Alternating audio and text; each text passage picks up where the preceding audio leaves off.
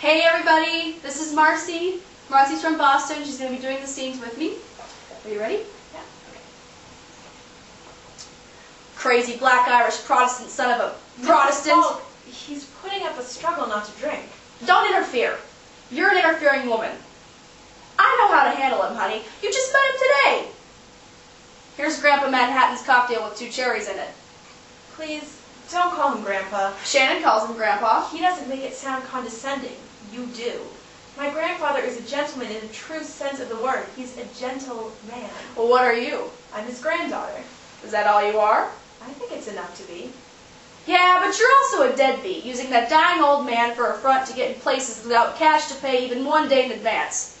While you're dragging him around like Mexican beggars carrying around a sick baby to put the touch on tourists. Mrs. Falk, I told you I had no money. Yes, and I told you that I was a widow, recent.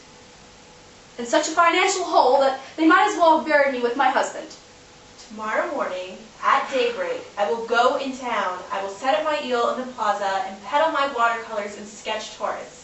I am not a weak person, Mrs. Falk. My failure here is not typical of me. I'm not a weak person either. No, by all means no. Your strength is awe-inspiring. You're goddamn right about that. And how do you think you'll get to Acapulco without the cab fare or even the bus fare there? I will go on Shank's mare, Mrs. Falk. Islanders are good walkers. If you doubt my word for it, if you really think I came here as a deadbeat, then I will put my grandfather back in his wheelchair and push him back down this hill to the road all the way back into town.